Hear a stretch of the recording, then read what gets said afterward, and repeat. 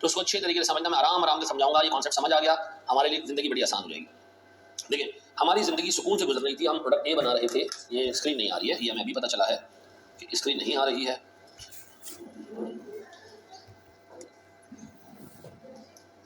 क्या हो गया, तेरा पहले बात नहीं हुई है।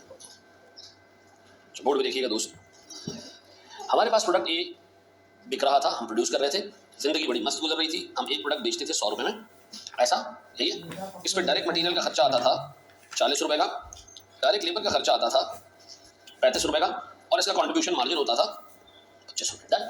सुकून की जिंदगी गुजर रही थी, हर यूनिट हम बेचते थे 35 रुपये मिलते थे, हर यूनिट बेचते थे 35 रुपये मिलते थे, 25 रुपये मिलते थे, हम कमाई जा रहे। एक बंदे ने आगे कहा प्रोडक्ट बी बना लो। अब हमने सोचना शुरू किया ए और बी दोनों बनाते, तो हमें पता चला कि ए और बी दोनों नहीं बन सकते। मटेरियल इतना है कि या तो ए बन सकता है या बी बन सकता है। ऐसा गौर सुनना, बी की सेलिंग प्राइस है 150 रुपये, कितने 150। बी पे डायरेक्ट लेबर लगता है 50 रुपये का, डायरेक्ट मटेरियल डायरेक्ट मटेरियल वही लगता है जो ए पे लगता है। अब या तो ए बनेगा या बी बनेगा। अगर मैं बी बनाता हूं तो मुझे ए को क्या करना पड़ेगा, ड्रॉप करना पड़ेगा, ऐसा। तो मुझे पता है ए प्रोडक्ट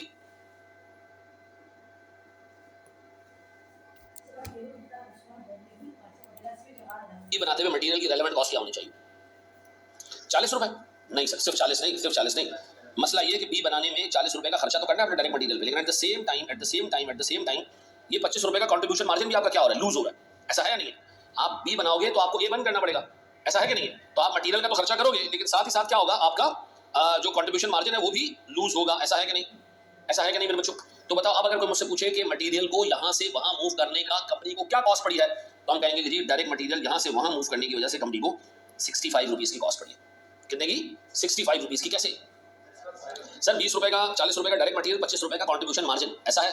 अब बताओ इस प्रोडक्ट का क्या आ रहा है सीएम? तो बताओ हम बी बनाएं या ना बनाएं? बी बनाएं, क्यों? 35 रुपए का कंट्रीब्यूशन मार्जिन, ऐसा है। चलो मैं जरा बी में एक चेंज कर देता हूं, इसको कर दो 80 रुपए। अब बताओ कितने?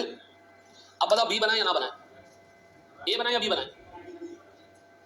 ए बनाएं या बी बनाएं? ऑनलाइन वालों आवाज आ रही है मेरी? क्या मेरी आवाज आ रही है ऑनलाइन वालों? ए बनाएं या बी बनाएं? सत्यानाश कर दिया तुम लोगों ने। एक बात बताओ, ए को बंद करने का जो लॉस है वो ऑलरेडी बी के बनाने में आप ले चुके हो। तो जो 5 रुपए आ रही है क्या है?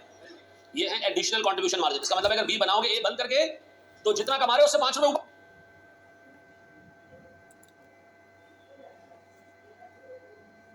कमाओगे, ऐसा है। अब बताओ ए और बी की जेन्युइन कॉस्ट अगर हम निकालें, जेन्युइन कॉस्ट, ए की सेलिंग प्राइस कितनी? 100, डायरेक्ट मटेरियल कितना?